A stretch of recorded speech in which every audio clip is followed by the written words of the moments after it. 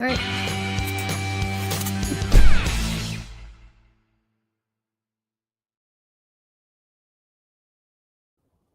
Good morning, good afternoon, and happy Wednesday. Welcome to Over It. I am Jo Carducci. I'm kicking things off today. I am joined by, we are one man down. Tara Setmayer is traveling, but I'm joined by beautiful hair but on all around. Julie Roginski. You can find Julie on Substack, Salty Politics on Substack. Also, gorgeous hair. I'm feeling very flat now. Michelle Kinney, co-founder of the Seneca Project, who is still not texting war plans on Signal. I'm not. Yeah. Hi. Welcome, Hi. everybody. Chat. Hi. I can't take credit for the hair. The hair is courtesy of MSNBC this morning. Otherwise, I would look like I had 3 strands of hair, because the miracle that they have to actually accomplish to get this hair to look this way is quite extensive. Good to see you guys. Yeah. Welcome to the shit show. Hi. Yeah. Yeah. Welcome to the shit show. You know, it's funny. So Tara and I, Tara lives near DC, outside DC. I went down on Sunday. We had meetings on Monday in DC. I just got back yesterday, early evening. I gotta be honest, like I usually love going to DC. I love DC. It's a great city. The vibes though, being there were just completely rancid. Like it is just, I don't know. Like it's off. It is off being in DC. It did not feel good. And it's not just because, oh, Trump's president now. It like wasn't just that. It was there's I don't know, this pain in the air. And maybe that's because all these federal workers have lost their jobs and like there's thousands of people suffering. I mean, people know what's coming, but the vibes were rancid. It's funny that you say, funny is not the word. It's interesting that you say this. So the reason I wasn't on our coffee and conversation on Saturday is because I was in scenic Orlando, Florida. And as you can imagine, once you go to Disney, you need a drink afterwards. And so luckily, if you're not already drinking at Disney, we pre-gamed it a little bit at Disney, but then mercifully my 12-year-old, his cousins were all there. So my husband and I kind of ditched him with his cousins and decided to go for a drink in some random place we found in Orlando. And we're sitting at the bar and we started talking to the bartender. And the bartender had just moved to Orlando. And I said, "Where'd you move from?" And he said, "Northern Virginia, from Arlington." And I said, "Oh, okay." And this guy could not have been less political. It wasn't like, I mean, he was like, right.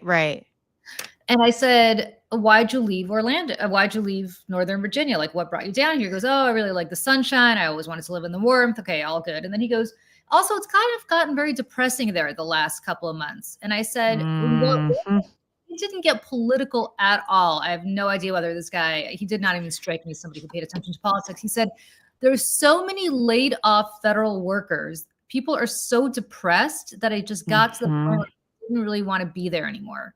He's like, "So I thought I'd come down here. I like the sun. I thought I'd try my hand." And so it's exactly what you said, Michelle. It's not about politics, because this guy was not even right. The issue, I think, is just a sad place now because, I guess the Trumpers would say that this is like them getting rid of the deep state, but it's not. These are people who've literally spent their entire lives like processing Social Security checks around the country, but also in Washington, like going to work as administrative people and done. That's it. Because Elon Musk came, Bat Boys, and decided to stuff. It's that, and it's also that, I mean, they keep saying cope harder, cry harder. This is winning, owning the libs, but nothing they're doing is good. It's not, it's all coming from a dark place. Do you know what I mean? So there's nothing that they're propping up, lifting up, helping, assisting. It's all the opposite. It's all pain and suffering and retribution and misery and the lack of humanity and depravity. I mean, it's emanating like a funk, right? Like it's like you can almost like feel it coming out of those buildings now, because I was down there a couple of weekends ago and I could feel it too. And I know that that's some of the things that I'm applying, but you can feel that kind of across the country right now because they're not celebrating wins. You know what I mean? Like I get, for instance, with Abrego Garcia, I'm being told to cry harder when they're celebrating a man being taken from his family and removed to a gulag and not even heard from, no proof of life, nothing. This is what they're telling me. So it's like again, it's like everything that they're doing is bad. It's evil. It's dark. It's hard to feel good about anything when you're there. Mhm. You know, you Mhm. raise a great point, Joe, because I was on CNN last night with everybody's favorite Republican, Scott Jennings, and we started talking about Abrego Garcia. And I said, and okay, I technically misspoke. I said that he had asylum. He didn't have asylum. He had an order from the judge that said, don't deport him to El Salvador, precisely because he was going to be at risk in El Salvador, right? It wasn't a question of going to deport him anywhere. He had a basically an ability to remain here under a request for asylum, even though he did not have asylum. Because he was technicality, same concept. The shit that I am getting from crazies on social media today about like, you support terrorists and you lied, you said he had asylum and he didn't. Are you kidding me? Like, where is like just the cruelty? Yeah. Like that's what I don't like. Just the fundamental basic cruelty that these people are experiencing, because they know that he's not, as much as Scott and everybody else was like, oh yeah, somebody said he's an MS-13 gang member. Come on, he's not an MS-13 gang member. Jesus. Let me take that He back. had an autism awareness tattoo on his arm. Maybe he is, and maybe he isn't. In the same way that maybe I am, or maybe I'm not, and maybe everybody on the chat is, or maybe they're not. But the point is, there's no evidence that he is, and fundamentally, there's no due process that rendered him a 13 gang member. And so, well, to say that is just bullshit. But second, the part that just infuriates me is like, as you said, Joe, he is the father of an autistic kid. And he is in some hellhole in El Salvador, which he fled because his family was being threatened with death and destruction if he didn't join a gang there. So the guy, it's like the insanity of this. He flees the country because he doesn't want to join a gang. And now he's been rendered back to that country, accused of being a member of a gang. Like, what the hell? Sorry, go ahead. No, I think we should talk about that Oval Office meeting. Because a lot of people, as I went to the Substack live last night, and a lot of people there in that meet and greet afterwards, they wanted to talk about that meeting. It was like the Zelensky meeting where it hit you right in the chest, how depressing and sad it is that they were there. It was almost like they were relishing Trump. And how do you say the El Salvadorian president's name? I want to call him Bukaki, but I know that's not it. Is it like Bukele or Bukele? I don't know. Okay. I don't know. Whatever his name is, Bukele, I think. But he referred to himself as the cool dictator, right? This is this guy who, by the way, can we just sidebar on Zelensky shows up in a sweater to show solidarity with the troops, his troops that are dying. And this guy shows up in solidarity with a Staten Island nightclub and nobody okay. I was going to say he looks like he manages a nightclub. Like that's what he looks like to me. Right? But like, and again, Kid Rock shows up in solidarity with Evel Knievel and nobody says a thing. But Zelensky shows up in solidarity with his troops. But these two fuckers, pardon me, sorry, Julie's dad, we're sitting there. Oh, it's not, Tag, you're it. I can't bring him home. Tag, you're it. I'm not going to send him home.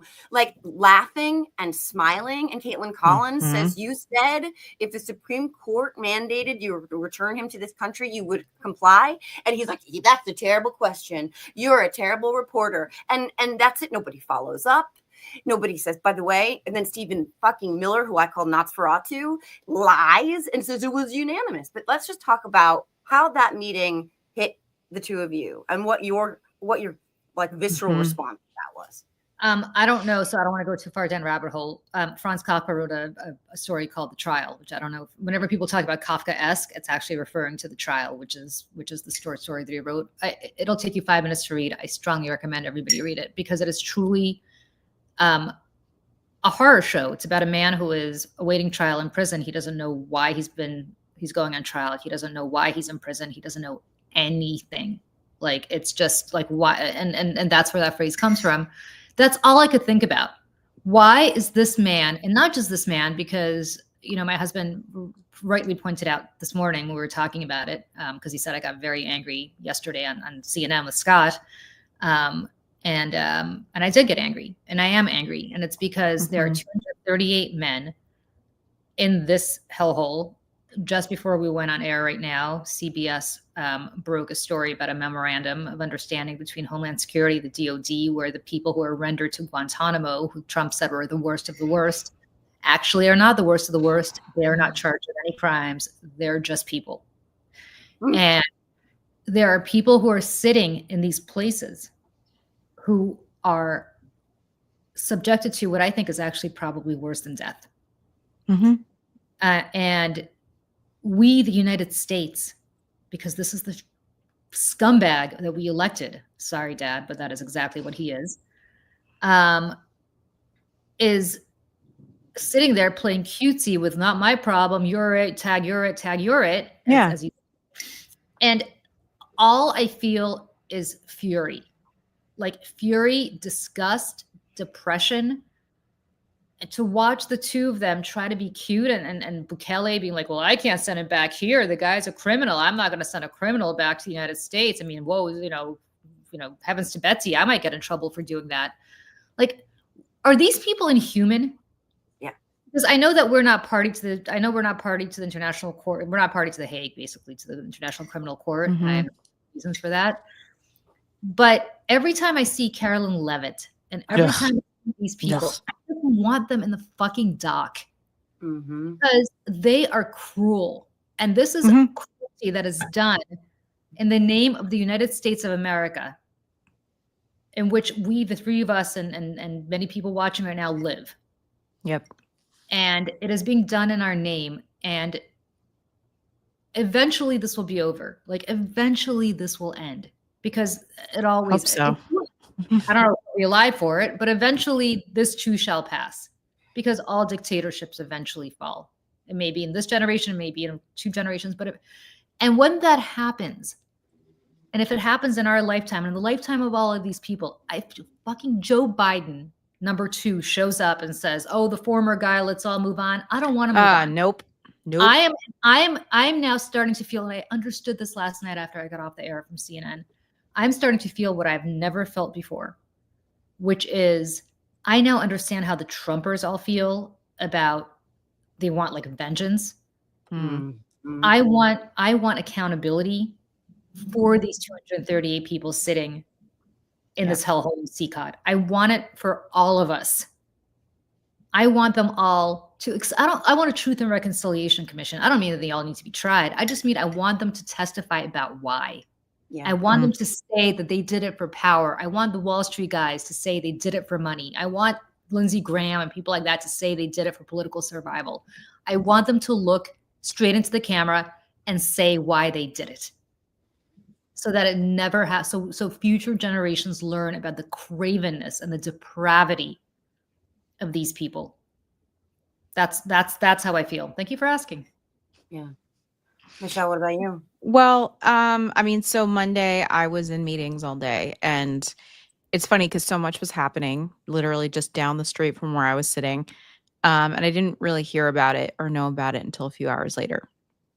I was sitting around Monday with a lot of really great people, Tara and myself, Malcolm Nance, Marcus Flowers, Bobby Jones from Veterans for Responsible Leadership, and a bunch of other people that are on both of our teams, or all of our teams.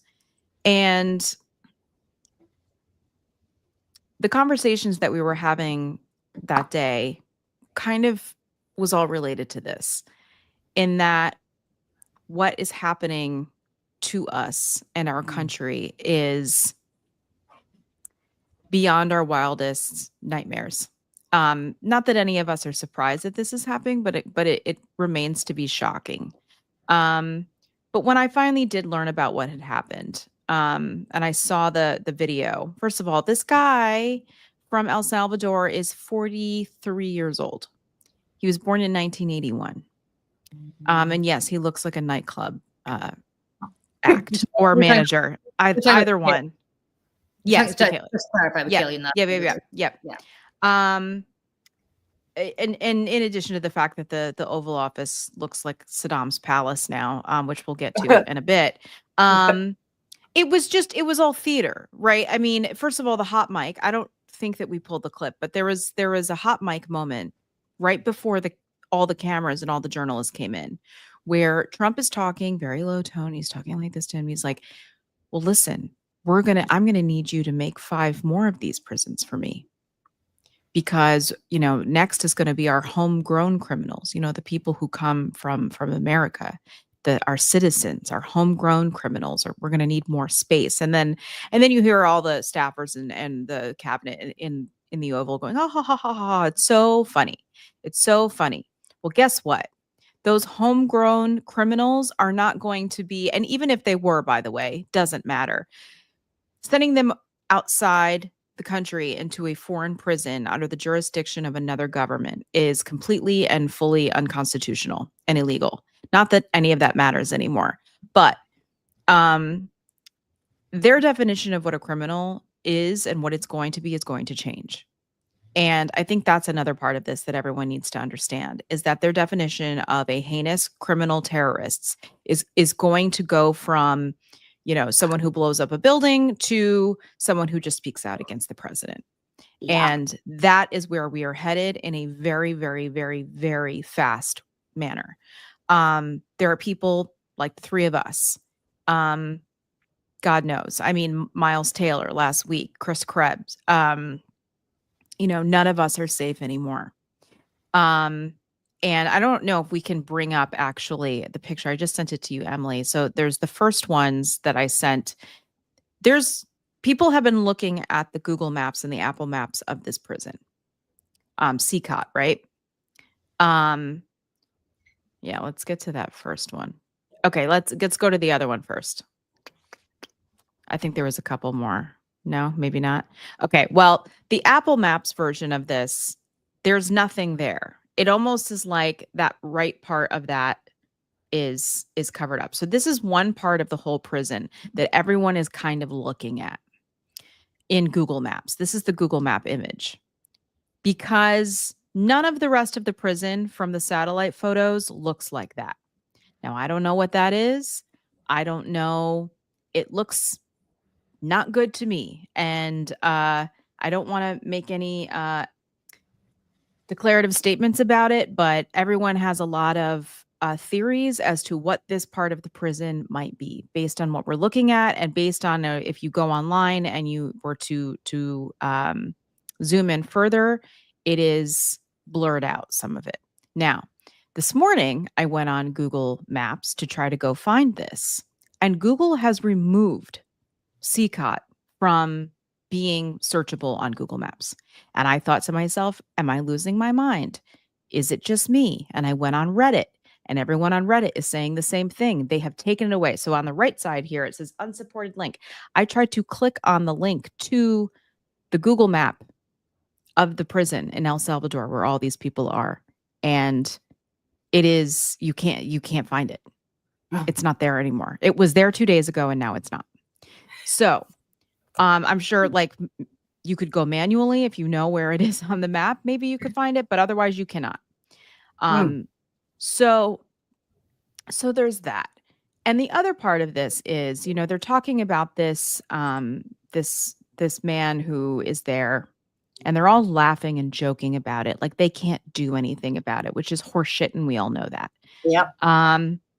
This is going to be their defense for how to get out of this, or how to do the workaround for this. Because again, we've talked about this. I've talked about this. The Holocaust began as an industrialized deportation effort. Most of the concentration and extermination camps that existed during the Holocaust existed outside of Germany and in Poland. So that there is a playbook for this. But what I want to know is, why is there not one single journalist asking any member of this administration if he is alive? Yep. Where is the proof of life? Is he alive? Can you prove to us that he's alive? So over the weekend, to answer that question, over the weekend, some bureaucrat from, I think it was DOJ, maybe Homeland Security, testified, not testified, but submitted a document under oath, under penalty of perjury, to the judge, who's basically saying, "What the hell are you doing to get him out?" Mhm. Attesting that he is indeed alive and that he's at CCOT. So again, this But means he did say, "It is my understanding." That's what he said. Yeah. Like that part to me signaled, and they are very much giving themselves out on all of this. I don't think he's alive. I don't either. I really don't. I think that if they could prove he was alive, it would be very, very simple to do. That all they would need is a video. Like, how hard could it be? There's not that many people there. They know who he is. He's probably been identified in some way down there, right? That they are not doing that, which to me signals that they can't. Because if they could shut everybody up at least a little bit by saying, "You don't think he's alive? Bullshit. Here." And like proof of life. But I am convinced, increasingly convinced, that not only is he not alive anymore, but a lot of people who they took are not alive also. And I just want to sort of note that everybody in the chat, the trolls in the chat, are like, "Oh, you love criminals in our country." By the way, you voted for a convicted felon. Let's be real. Business fraud, convicted felon. So if you like criminals, I'm not the one who voted for him. But these people were denied due process. Completely denied due process, including Abrego Garcia, who was never convicted of being a gang member. He never committed any crimes while he was here in this country. He was doing, he was helping his kid, and he was working and contributing to society. They were denied due process and shipped out of our country to a gulag. But we have people who got due process in this country for a terrorist attack on our capital in the service of their melted circus peanut messiah, and they have been pardoned for those crimes, and they are being lofted and lifted up as heroes, right? They're going to end up getting a spot in his and about to be reimbursed financially, because he's not the idea of giving money to them. Right. So the hypocrisy, right? And again, that word terrorist, right? You're exactly right. That they are watched how they're using that word, because they are applying it to college students who protested over Gaza.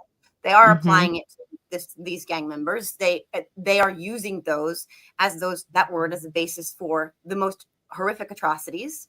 And that's when you see people responding and replying to tell you to co-partner. This is what they voted for, getting criminals out of this country. You are voting for the removal of checks and balances, of due process, of the rule of law. And if you think that that's going to stop there, and that it's not eventually going to trickle down to you and your life or your loved ones or your friends or family, you're completely delusional. Because what we're watching right now is the rapid, degradation of our checks and balances on our laws. And it is maddening to me that they are contorting themselves into pretzels to make sense of the worst for the people, of the worst possible atrocities imaginable. It's in so fast and rapid. And in the history of dictatorships, and in the history of revolutionary movements, whether you go back to the French Revolution or the Russian Revolution or to Hitler in 1933, or I can keep going. If you think that they're just going to come for your enemies, the libs, the ones you tell them to cry harder, every single movement eventually turns in on itself, right? Night of the Long Knives. Except the Night of the Long Knives with Hitler. In 1792, in the French Revolution, the terror, they were guillotining everybody. First, they started with the nobility. Eventually, the people who were guillotining the nobility were guillotined themselves. Right? From my personal family history, my grandfather, early Bolshevik, very influential in the Russian Revolution. Eventually, the revolution came for him. He was shot. My great grandfather. So I'm telling you, it's chaos. It's chaos.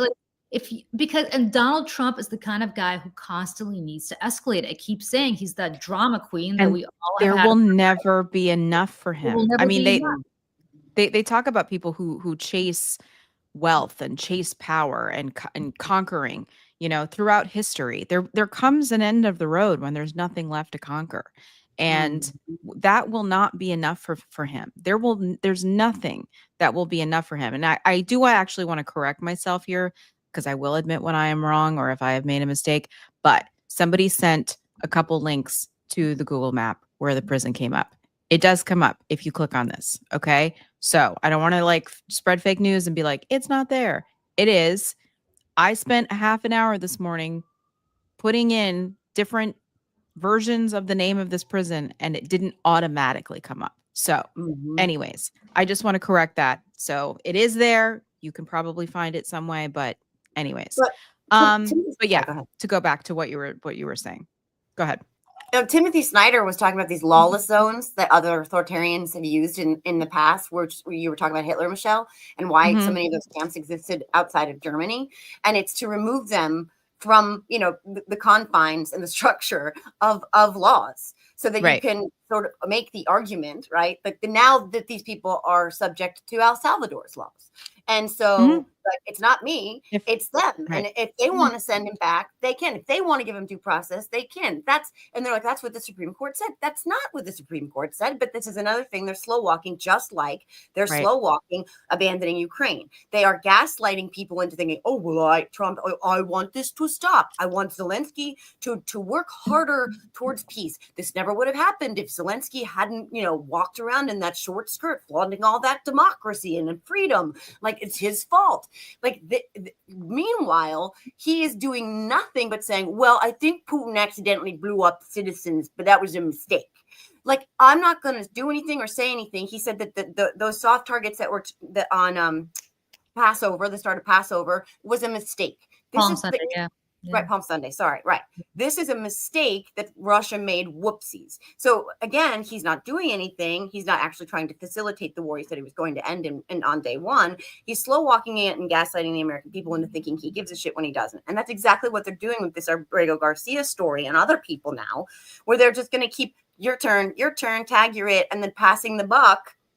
So that eventually they hope that we get over it like we got over Signalgate.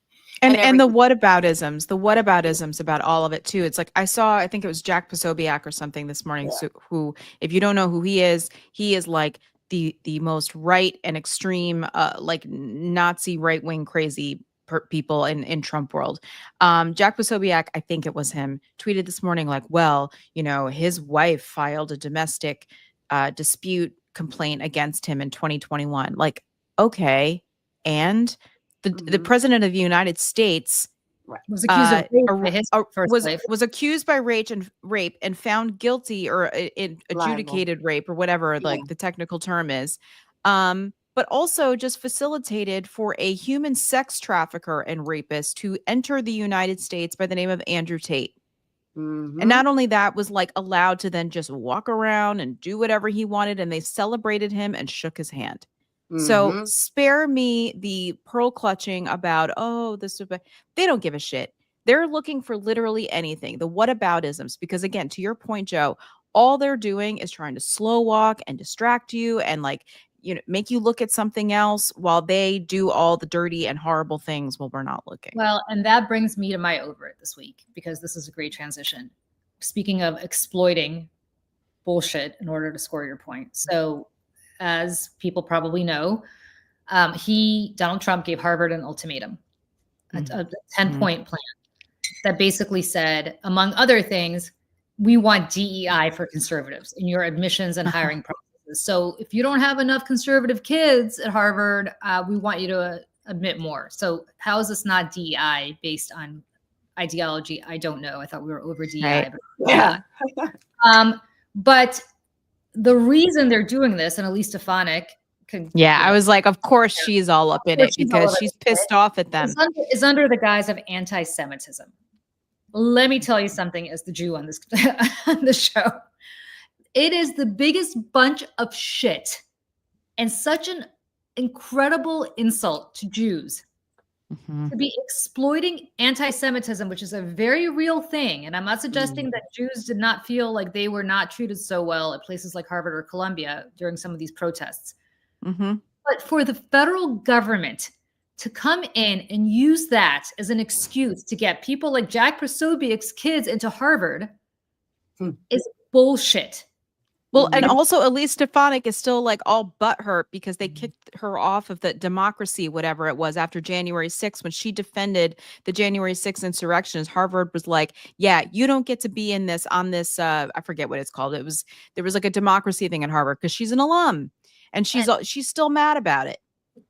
But the part that just infuriates me that I'm so over is, can you please stop using the Jews? Because let me tell you something. They cut federal funding. They don't give a shit about Jews. They don't give a shit about Jews. The same guy that said, Jews will not replace us, though there are some good people on both sides. The same guy that's telling Chuck Schumer he's a bad Jew. The same guy who goy-splains to American Jews, as I say it every day. Breaks bread with Nick Fuentes. Yeah, and Kanye West, right? Like, that's the guy who's now who cares about Jews. Yeah. Give me a break. I was with my Israeli cousins when I was down in Florida this weekend. That's why I was down there, because they flew from Israel and they were actually at Disney. And they are people who have served, generations of helped build the state of Israel. These are not by any stretch of the imagination, whatever. They are big Israeli patriots. You think they like Netanyahu? None of them. Nobody does. Not one of them. They go to protests every day protesting the shit. One of them said, if I were a reservist with the option of going to Gaza right now or not, I wouldn't go down there right now because I don't support what's happening there. And these are people who are true Israeli patriots. So for him to suddenly say that if you don't agree with Bibi Netanyahu, you're an anti-Semite, and he's telling that's Jews, is disgusting. It's gross. And the fact that he's pulling funding from Harvard, $2 billion from Harvard, where seven out of 9 of those dollars go? Dana-Farber Cancer Research, to hospitals, cancer research, genetics research, Alzheimer's research. Who's he punishing?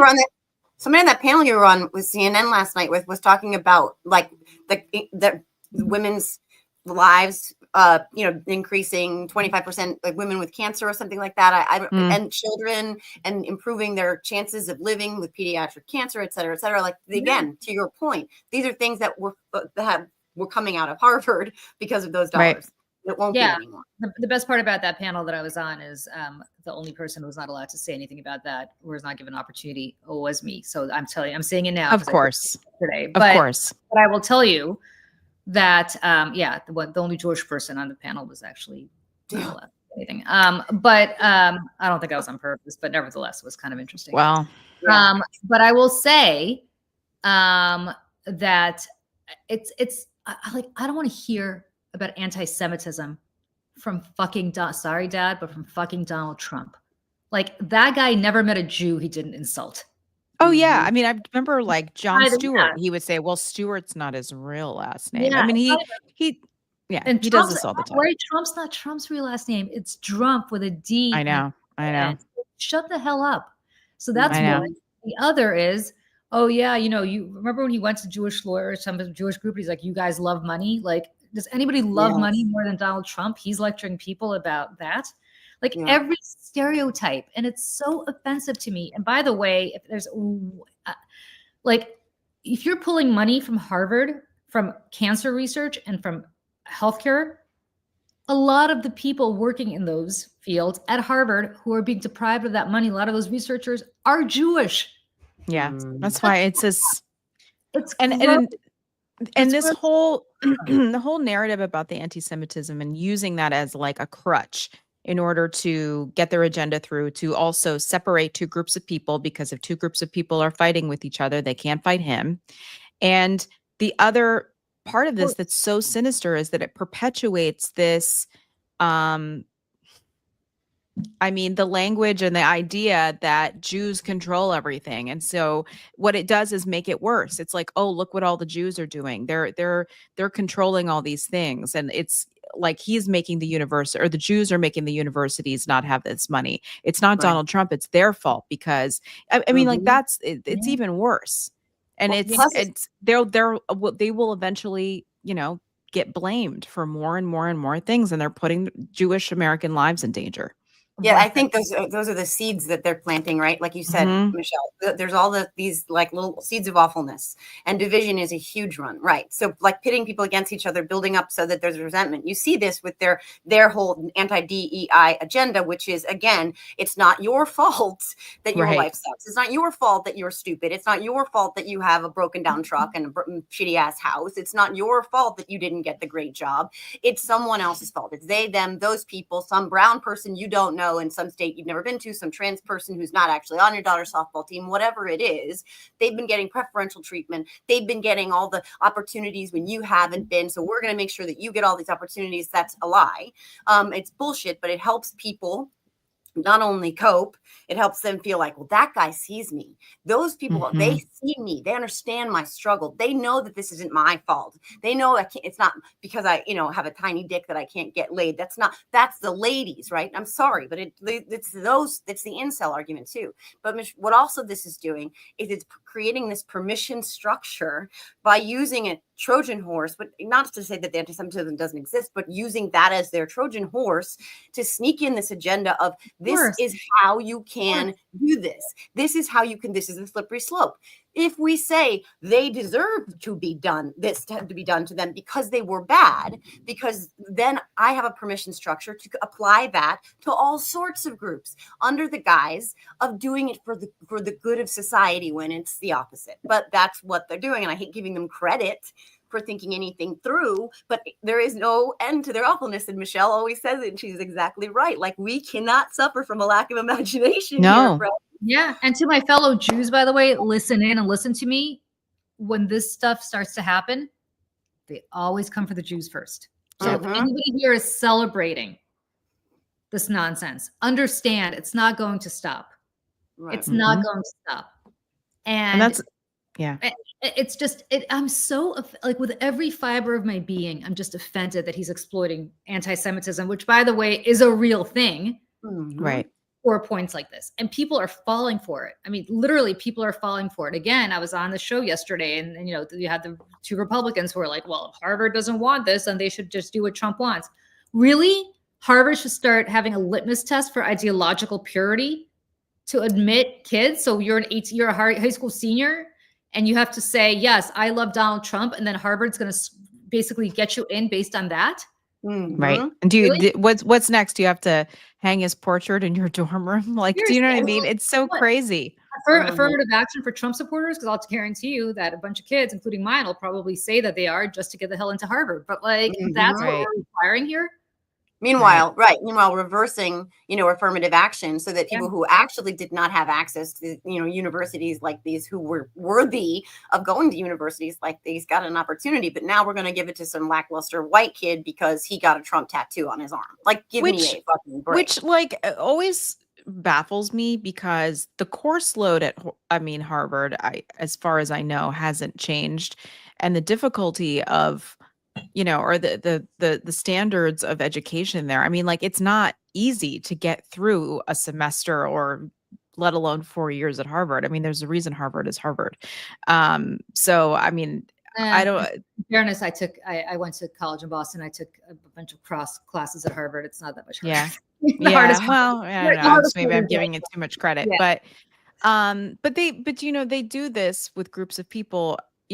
I think about the way that they use women, and, we have to protect women because, from trans people, because trans men in women's sports and women's bathrooms and this, that. I mean, again, they don't care about women. They are using us as a crutch, or a tool to be able to get through their anti-trans agenda. And this is, again, what, and while also hurting us in the process. Right. And gaslighting.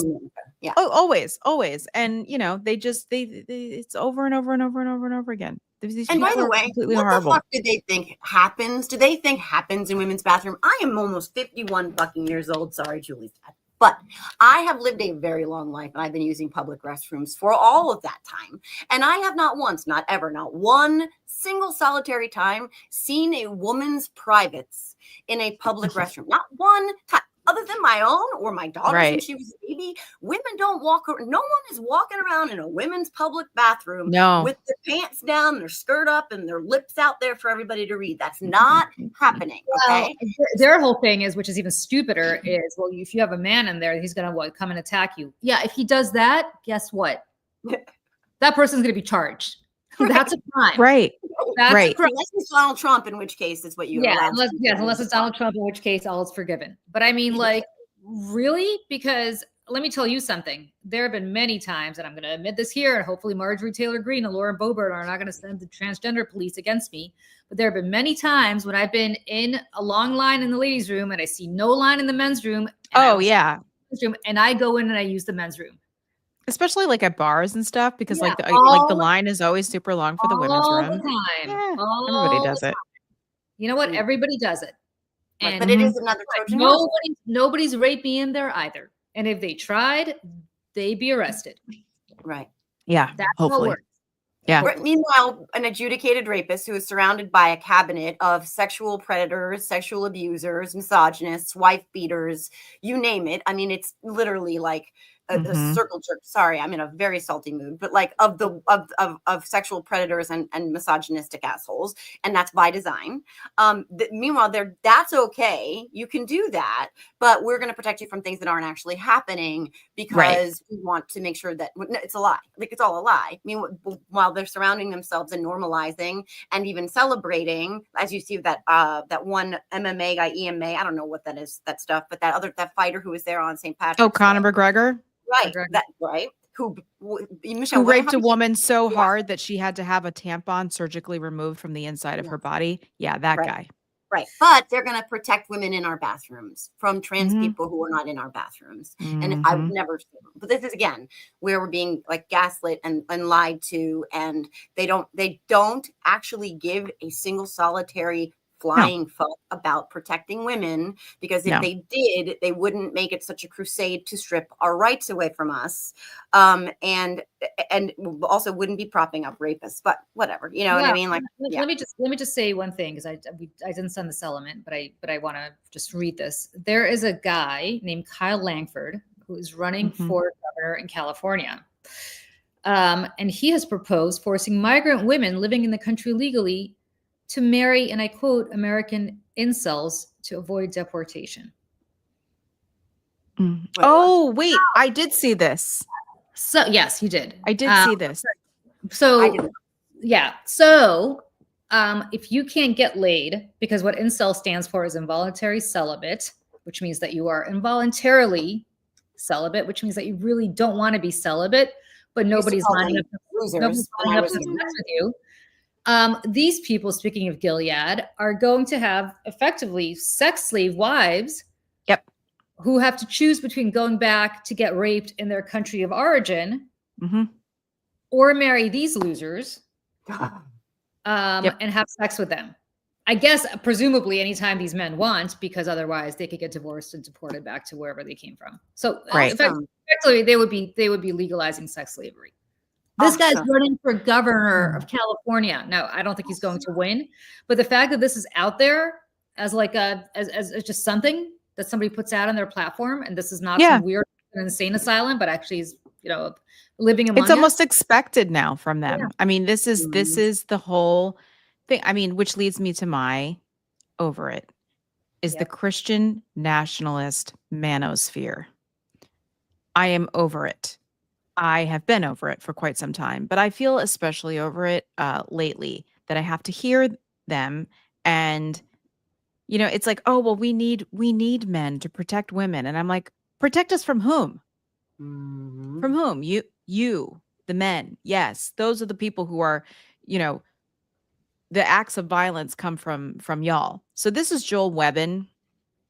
If you don't know who this guy is, please take some time to look this man up. Who is he? He is a pastor. He is a Christian nationalist pastor.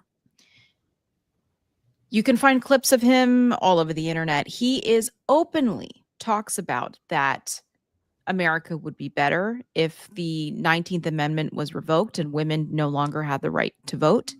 He doesn't think we're smart enough to vote, and that we should relinquish our voting rights to whatever man in our life loves us, whether it be our father, our brother, or our husband. And there should be one household and one vote. So this he just wrote the other day. The young men are waking up. Women will learn to have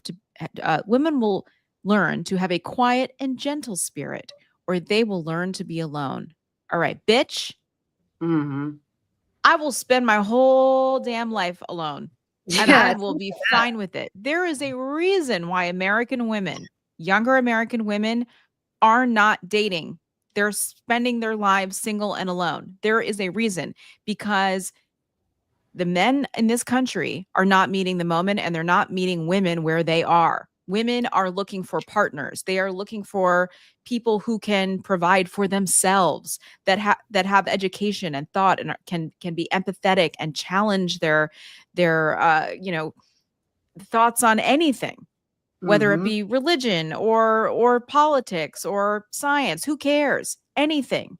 Because you know what? Like, empathy and kindness and a sense of humor mean more than a lot of these guys can even imagine. And they're all so angry that no one will have sex with them. And I'm like, well, it's because you're an asshole.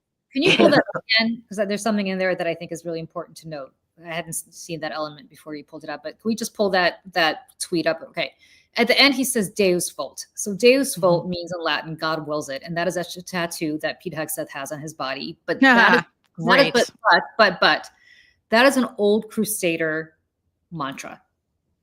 And that's not an accident that he put Deus Vult there, because what that is a signal of is God wills it. Going back to the Crusades, well, what did the Crusaders do in addition to try to liberate the Holy Land, which they succeeded for a short period of time and then consistently failed at doing again? They killed a lot of Muslims and they killed a lot of Jews while they were trying to do that. They also raped a lot of women and took them into sexual slavery. A lot. Yep.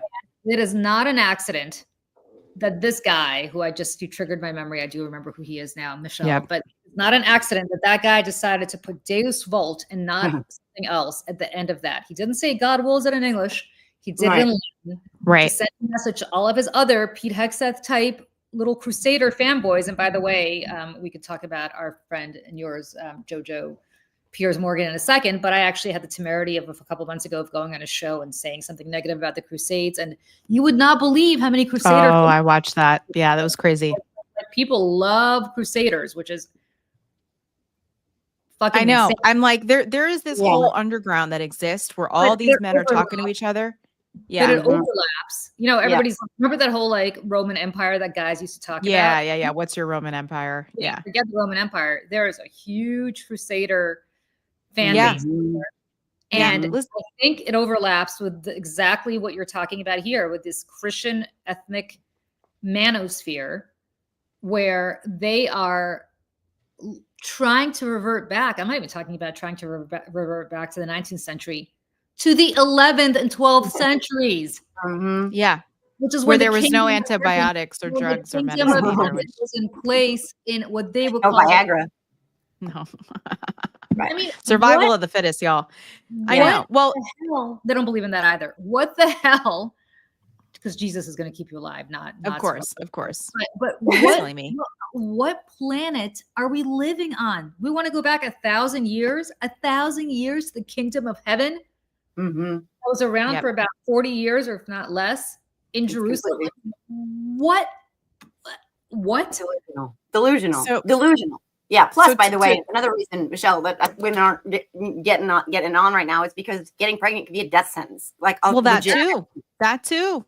Yeah. I mean, the amount of women that I know, I'm in my early 40s, and things are still possible, are getting Mirena IUDs and things like that. They're like, I'm not taking any chance. Hell no. I'm not going there, because you just don't know. There could be any day of the week, all of a sudden you lose your rights in whatever state you live in. You just don't know. And so to the point of the over at Christian nationalist manosphere, I want to play a video that I personally, I'm not an editor, just so everybody knows, but I put this together on a whim for one of the shows that Tara and I were doing together. Just trigger warning, they use some pretty salty language. It's upsetting. But I think it's worth watching. It's a couple minutes. Emily, let's play that.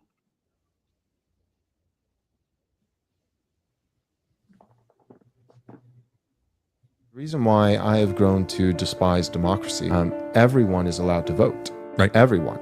And just for the record, I think the 19th Amendment should be repealed. I think that because, well, first and foremost, because I'm a Christian, and that is the Christian position. Oh my gosh, you're saying that? Yes, that is the Christian position. By repealing the 19th Amendment, just for the record, it's not just trying to take away a female vote, but it's trying to say, no, there's a family vote. Right. There's a household. And it's like, well, where do women get their voice? Well, where women get their voice is from their father, from their husband. If they're not married, it's from their father. If they're not married and their father is dead, it's from their brother, it's from their uncle, it's the men in their lives that love them. I've been accused of being sexist and misogynist, and for whoever's accused me of that, thank you so much. I greatly appreciate it. And fuck you, you feminist twats. When you're in your ego and your desire to gain power by still using your sexuality, you can't get ahead. You can only get ahead by either fucking more powerful men or suing more powerful men or shitting on more powerful men. You can't get more powerful independently. Imagine that. That's why they get desperate, feminists do, because they can't get ahead without either giving head or taking a head off in the court. A lot of women want to be raped, and when I say raped, I mean like, that sounds bad when I say it like that, but there's like a lot of women that really want a guy to beat the shit out of them.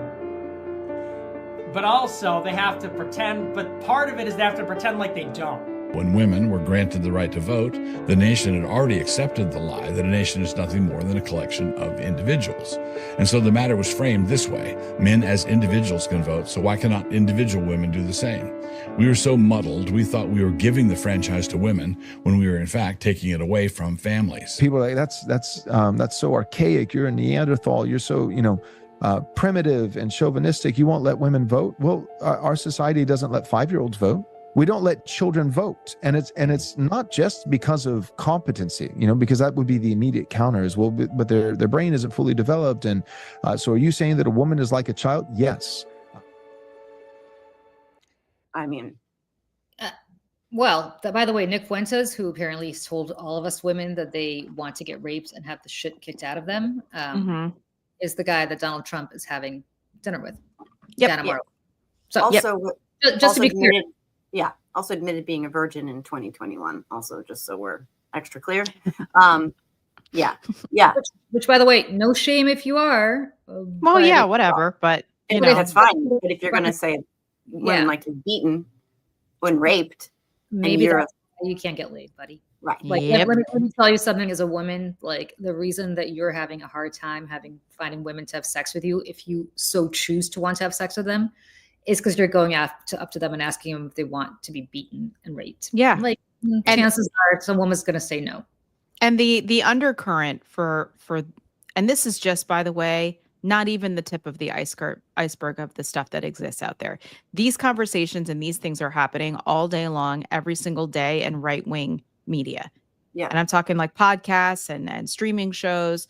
These kinds of conversations are happening every single day. And there is a reason why they want to take our rights away to our bodies. There's a reason why they're taking away the Violence Against Women's Act. There's a reason why they are putting forth a vote to the SAVE Act to disenfranchise tens of millions of American married women in this country who've changed their names, because they want to take the vote away from women, our autonomy and our right to have a voice and an opinion in this country, and give it to one household. Their end goal is one household, one vote, and that the man shows up the polling place and he's the one who decides. Yeah, I mean, they are terrified of women, and rightfully so. You don't try to, cage something that doesn't make you afraid. You don't try to control something you don't fear. You let it be. Then leave it alone. They can't. Right. They need to keep us under their thumb. They need to push us down. They need to keep us suppressed because they know that they should fear us. And there are allies out there. I don't want any man who's like an ally. We often get knocks for this. Like, I love men so much. Again, I joke that I should have a loyalty card. Okay, look, like there are good guys out there. Of course. These asshole MAGA incels on the tyranny of the unfuckable, on the other hand, right? What they are doing is because they can't beat us through legitimate means, because they are inferior. They are small in the pants. They are inherently stupid. Most of them started on third base, to say the least. So what they have to do to maintain their fragile, teeny-handed holds on power is to keep us down. And what they are learning every day is that they have to go to more extreme measures because they can't keep us down. Because inherently, we are warriors. Not every woman, there are some assholes who voted for this piece of shit. But the women I'm looking at on this call, Tara, who's driving right now, a lot of women that I know in my real life and in my family are warriors who will not be quiet. So they have to do whatever it takes, taking away our agency, taking away our access to voting, controlling our bodies when we're not trying to control their penises. I don't give a shit, right? They have to find any means necessary, and they wrap themselves and cloak themselves in patriotism and the Bible and God, and it's all bullshit because they embody everything that is antithetical to all of that, but they don't care because we are an existential threat to their fragile hold on what they think is power. That's not power. Like you can't demand respect. You can't command people to respect you. You have to earn it, and they can't. So they have to force us to comply by restricting and oppressing us. And Michelle, I'm sorry, I didn't mean to jump on you over it. No. Because I have been beaten by a man. I have been raped by a man who is they're all pieces of shit. Sorry.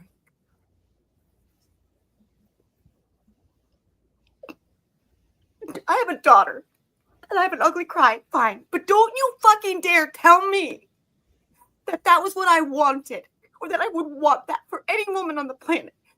Fuck you. Sorry. Don't be sorry. Oh, don't be sorry.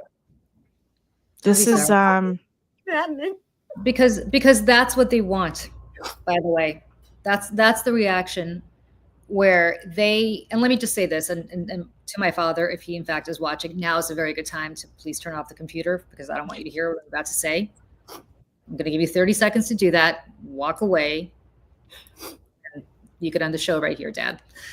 For the rest of you who believe this, you are unfuckable because you don't know how to talk to people like they're human beings. It is not hard to get laid. It is not hard to get laid. There is somebody for everybody out there. But when you do this and you say stuff like that, you are going to get the kind of reaction that you just got from Joe and the kind of reaction you just got from me, who I have never, luckily, ever been raped. But you're going to get a reaction from me that I don't want to be within 1,000 miles of you. And Michelle, I know you agree with us as well. And I'm sure most of the women on this call and this chat also do. So when you see the reaction that Joe just had, what is more important to you? Finding the right woman who wants to be with you or getting a reaction like that out of Joe? Because I think that you so want to own the libs and you so want to own the women who you resent for whatever the hell reason you resent them for, that you would rather say shit like this than actually sit and think, if I maybe treated women with respect, I could probably get laid. If I'm Nick Fuentes and I'm looking to get laid, I probably can. If I just stop being a complete and utter asshole. Because with what he just said, no woman in her right mind would be within 1,000 miles of him. No. Because whatever fantasies he thinks women have, I guarantee you he doesn't know firsthand because he's never been with a woman. So she's never had the time to tell him what her fantasies are. Right. Yep. They're deeply broken. And very deeply broken. Broken. Mentally ill, quite honestly. And who the hell wants to, you think anybody wants to be with somebody like you, buddy? Seriously? Like you think any woman wants to have sex, take her clothes off for you? Like, I'm going to be honest, it's a fucking chore to take your clothes off. So you got to really want to do it for some guy. Right. Yeah. Yeah. Well, and by the way, somebody said, don't like, thank you for all the support. But like, when I cry like that, it's not them beating me. It's not me, letting them control me. It's not me being weak.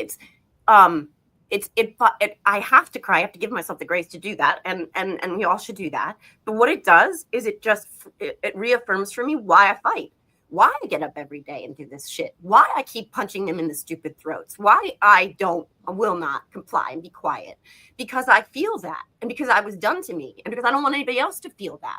But it's okay to feel that, but then to get up, wipe away my tears, and then start throat punching again, because that's what we have to do, because they want us to live in that despondency. They want us to be disheartened and depressed. They and to want be us fearful and Right. stay inside and not speak Right. out of fear of retribution or fear that it will happen to us again. And I mean, that is a tactic that this entire part of what is happening in our country right now is like, it is hurting people and abusing people and violating people and threatening people into a place of fear and paralysis, so that we will stop speaking up and we will stop speaking up for each other. And that's why, Joe, we love you, and Julie, like all of us here, like that's why we continue to do this. We do it, yes, for ourselves, but we do it for all of you too, even the ones that disagree with us. Right. Yeah. Exactly. And to the trolls who are in this chat, like, Yeah. I presume most I of you are men, and I presume most of you have no fucking clue what it is like to walk down the street alone at night, worrying that somebody is going to do something to you. And I don't care if somebody has actually done something to you in your life or they haven't. That fear is ever present for every woman. I don't have a daughter, but if I did, that's the first thing I would warn her about, as I'm sure you have to. There's so- I was just going to say really quick, there's a trend on Twitter, or sorry, on TikTok right now, to that point, Julie. They ask, the question is, if you were to wake up in a world with no men tomorrow, what's the first thing you would do? And most of the responses have been, I would go outside at nighttime and I would walk around in the park and I wouldn't be scared. Yeah. Yeah. 100%. So sorry, How I didn't about mean that- to interrupt you. How about that default thing that women do? I do it myself. When you're walking down a sidewalk, even in the middle of the day, and a man is coming the other way, I do this. I have to remind myself not to. I do this. I always do that. It is the weirdest thing. I know I'm not alone, right? No, we all do it. It's not. I think if I look at them, I should look at them, but I'm afraid. That's insane. I've never been able to walk to my car from the mall at night without clutching my keys between my fingers. You know, my daughter's almost 12. She often walks home from school. When she does that, all I think about is, and it's terrible that we're here, but I think, okay, like, is some creep gonna like pull over and say something or do something, God forbid? Like, these are the things that we think about. This is what it feels like to live in a woman's skin. And again, a lot, I think, of what they're trying to do to make us fearful really comes from them knowing, again, how powerful we are. And I think that they can't handle it. But I think in cases of many of these men, they were never allowed to be their genuine selves. They were never allowed to be emotional about maybe something that might have been emotional. They've never been allowed to embody their truth, maybe sexually. You know, who knows? Maybe it was generational, where, you know, they had to be tough and be manly because their dad was also depriving himself of some reality about, you know, who he was, that he wasn't allowed to display. And I think what happens is that compounds itself in them psychologically, where they're so resentful and so angry that they need to take it out on somebody else for living their truth. And women, you know, for whatever, you know, societal norms and grooming and indoctrination, women are traditionally allowed to cry like I just did. And men have not been as traditionally allowed to do that, which is, I think, wrong. Clearly, I encourage my son to cry. Right. But a lot of men have all this repressed freaking rage because they've never been allowed to be who they were. And so they take it out on people they think can be. And then in many cases, that's women or already marginalized, you know, minorities, etc. And that's we're at the intersection of all of that again. And it is 1,000% going back in time. You know, we're wiping away progress that was not certainly perfected, but we were moving closer towards perfecting a lot of these things, and they can't handle that. They just can't. Yeah. And hard fought. That's the part that kills me. Hard fought. Somebody who was, you know, over the last decade, one of the leaders of this iteration of the Me Too movement. That shit was hard fought. Yeah. It took us years to pass some of these laws. It took us years to try to change. I mean, you know, Julie, you know. I know it firsthand.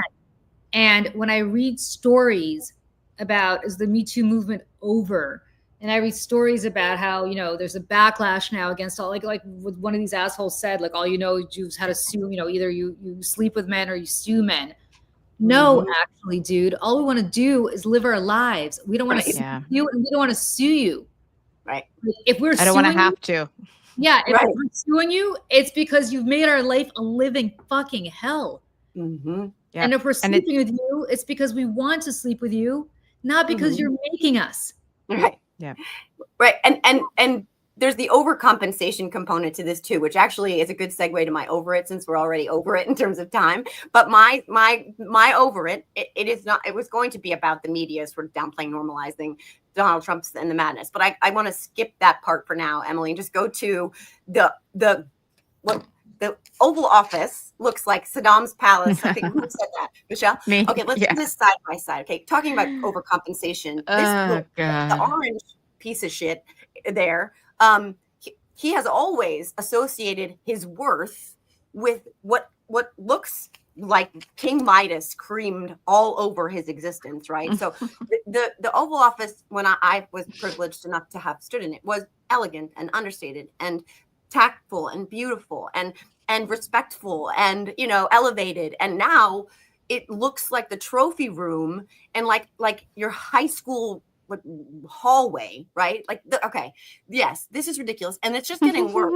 And that little box there, and on the table, now the mock-up of Air Force One is blocking that, and there's like a trophy. That's ridiculous. That's a Trump paperweight, friends. I can't. Tell me you don't think you are insignificant and inferior to everything, that you need the world and world leaders and your own cabinet, which, by the way, the Oval Office has turned into the weirdest kiss the ring displays of like deep sycophancy. It's gross.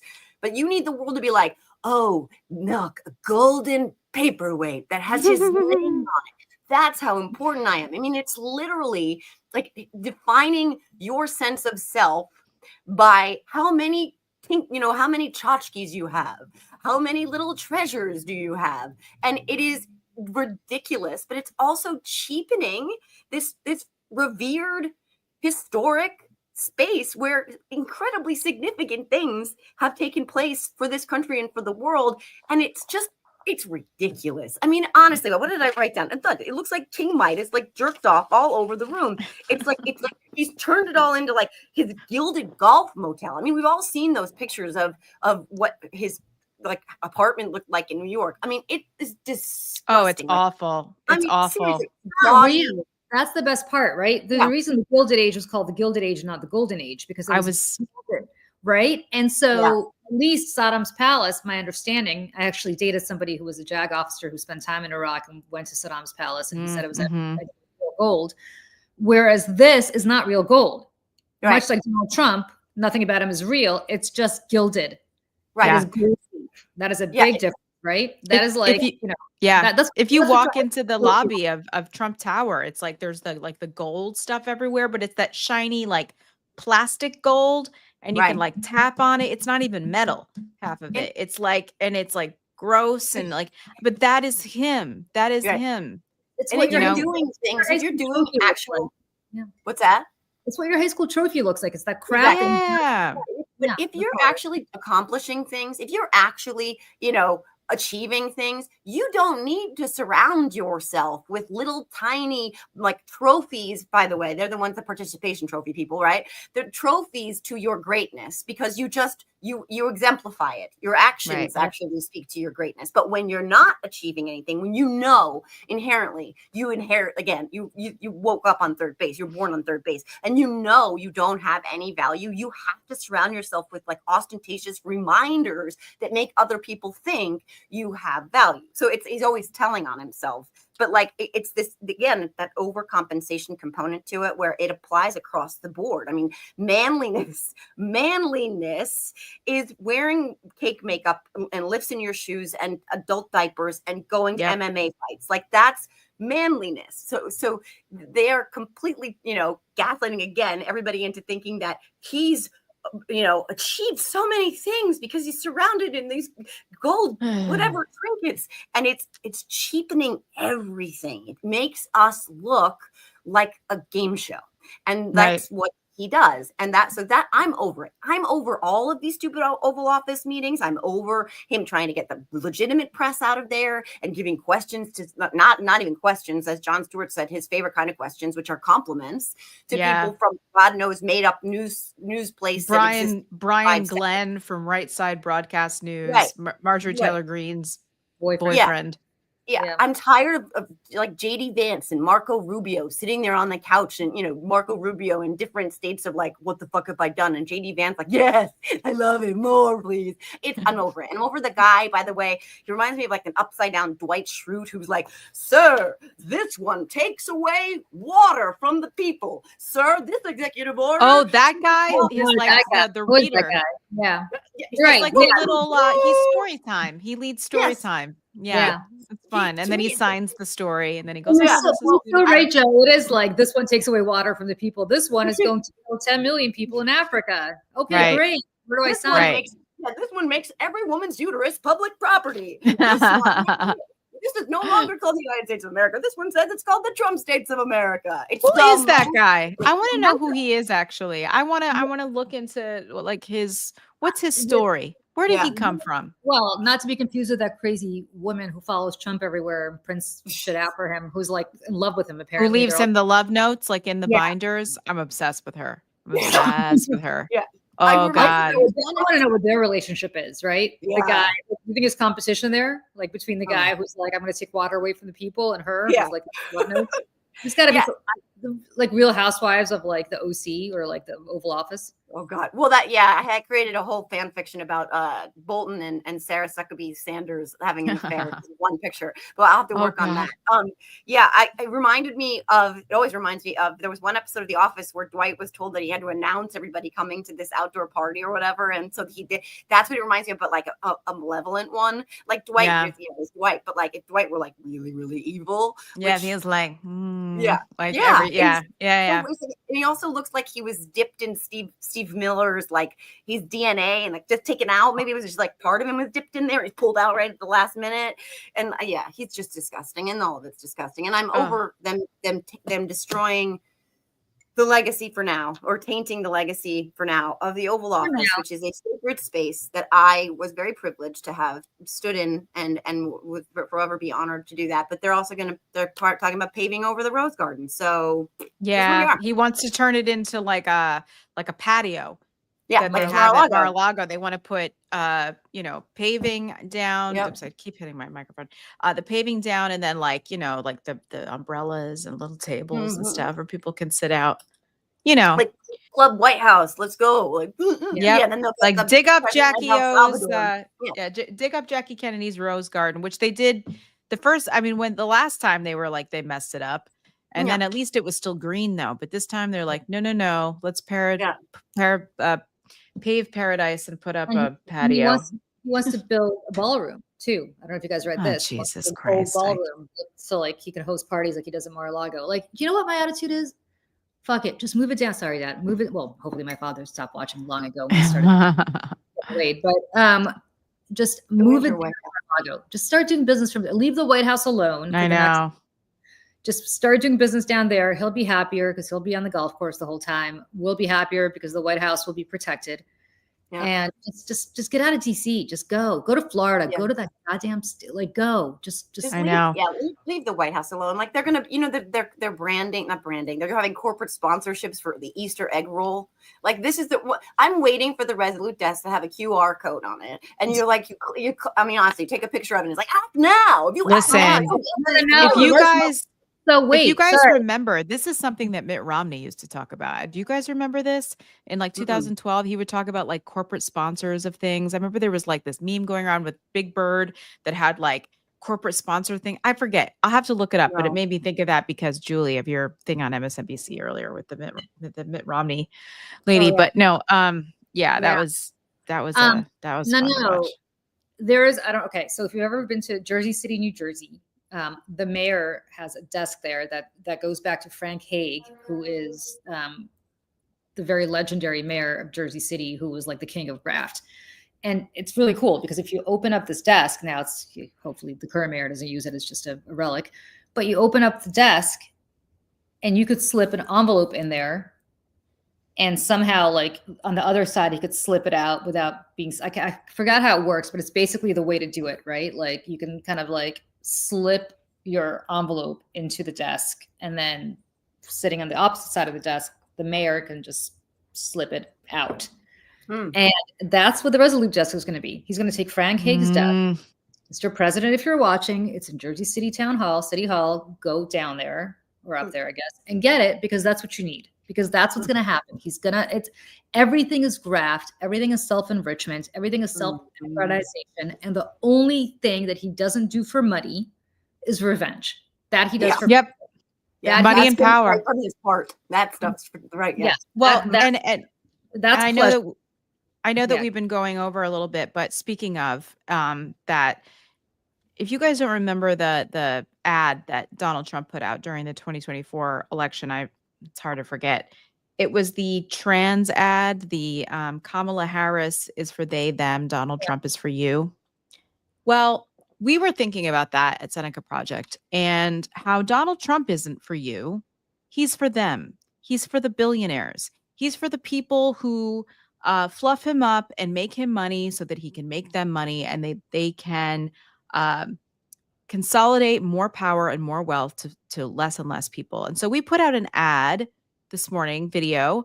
We produced this in partnership with Hold the Line PAC, which was founded by Marcus Flowers, who, if you don't know, ran against Marjorie Taylor Greene in Georgia. It's just a minute long, and I would love to play that, Emily, if we can put that up. Think when you voted for President Trump that things were going to cost you more? I never thought I was going to lose this much money this fast. The president says he doesn't care. Couldn't care less if they raise prices. The Trump cabinet has more billionaires than any in history. People are being laid off. Double the number of job losses. It's very hard to find a job right now. Largest one-day gain in the history of the Bloomberg Billionaires Index. I find that I do better in bad markets. The stock soars 21%. A small business like mine will be out of business before the end of the year. VA cuts already taking a toll on veterans' health care. Social Security offices are being closed. It's scary. If you are big tech CEOs who gave big, you are glad you did that. Largest tax cuts, which go to the wealthiest 0.1%. Everyone's lost how much money in their 401k and he's golfing? Destroying people's lives for no reason. He made $2.5 billion today and he made $900 million.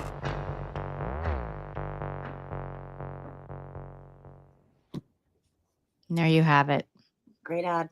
Another great ad, Michelle. Congrats. It is fantastic. Thank There's you. certain things that you can only say with a visual like that, that you know, that really hits people hard. What words can't necessarily do. And it's hard for a lot of people who voted for this to face what he is doing to them. And so they dig into their cognitive dissonance and they say, I'm like, don't listen to us, listen to them. Yeah. They're the ones saying it. Yeah. Yep, 2 + 2 has to equal 5, because if it equals 4, then I'm a fool, and I can't be a fool. I can't have thrown it all away for somebody who really, if I was drowning, he would, if he helped me at all, he would charge me for throwing me the lifeline. By the way, last thing real quick, Steve Hofstetter is a really good friend of mine, comedian. He's like, he did not save your life. He did not save the economy. That's like saying that he pushed you over the side of a building and then pulled you back up and saved your life. Like that is not. It's like the biggest rally, and I'm like, no, dude. Well, and by big, I mean, this is insider truth. Like, I know. Martha Stewart, like, and nothing will happen. Yeah, and as you said in that ad, he does better when the economy does worse. Yeah, and especially this is all by design. Yeah, this is all. I mean, listen. All right. On that note, I'm gonna. Oh, sorry. Just really quick. I'm gonna drop in the chat. We have 1 day left to vote for the Seneca Project for a 2025 Webby Award. Our viral ad, American Girl, was nominated. We are honored, and we could really use your help with the People's Voice Award. So I'm going to drop that in the chat right now. If you could give us your vote, we would be so appreciative. Thank you all so very much. That's all. Thank you to everybody who joined us. We will be back with you on Saturday at 10 a.m. Eastern for Coffee and Conversation, which is actually my favorite part of the week because it's totally just hanging out with my friends and all of you and chatting. Tara will be back I am going to be on Substack Live tomorrow. Salty Politics, my newsletter with Olga Lautman, talking about foreign policy. What else? I'm going to be on ABC News a little later today. Nice. Talking about what I wanted to talk about. I'm going to be on MSNBC tomorrow, talking about whatever they want me to talk about. Most importantly, I want you all to vote for American Girl because we need to get that message out. Joe, we love you, and we love that you are just all heart. Like, you are the best of us because you are all heart, and we love that. Thank you. What else have you guys got going on this week that we can announce? You got my Substack. I have a Substack out about how they're just not going to comply with the Supreme Court, and it's like, we're basically a constitutional crisis times 100 billion. But I'm going to be writing my Tyranny of the Unfuckable today or tomorrow. I love it. Nice. Looking for submissions for who you think is the least fuckable among them, and the least flattering photo of the least fuckable among them. I really feel like, dragging them a little bit right now. That would be Donald Trump if I had to choose. I mean, Charlie Kirk, his head looks like a fucking engorged tick, and his eyes are so close together that I'm wondering if his parents were cousins. But okay. Michelle, I was always think he looks like a thumb. Just like there he is. Oh, hi. Have you ever seen weird deformed thumbs? Does this look like Charlie Kirk? I have this weird, short thumbs. That's him. It's uncanny. No, that's Ben Shapiro. That's Ben Shapiro. It's uncanny. Really. Other than just please vote for American Girl for a Webby Award, which the voting closes tomorrow night at midnight. That's Thursday night at midnight. Tara and I have our weekly streaming show called The Stakes that airs live on Seneca Project's YouTube at 7:30 p.m. Eastern on Thursdays. But if you don't catch that live, it lives on YouTube. And we also turned it into a podcast. So you could find The Stakes on Friday mornings, anywhere where you find your podcast, Spotify, Apple, all the things. So, fabulous. All right. Yeah. Everybody try to survive the week. To everybody celebrating, happy remainder of Passover. Blessed Happy Easter on Sunday. Happy Easter. Just so you know, having this in my Substack shortly. People are cutting back on Easter eggs this year because they're so expensive. The price of eggs keeps going up, $2 left office. But hey, at least he was going to lower the price of eggs, right? Okay. I feel liberated. I feel liberated. All right. Happy Easter. So far, I just feel really embarrassed all the time. Waiting for the great. I'm not proud of being American. I'm embarrassed to be an American these days, but yes. Right now. Yep. Thanks, everybody. We'll see you soon. Bye.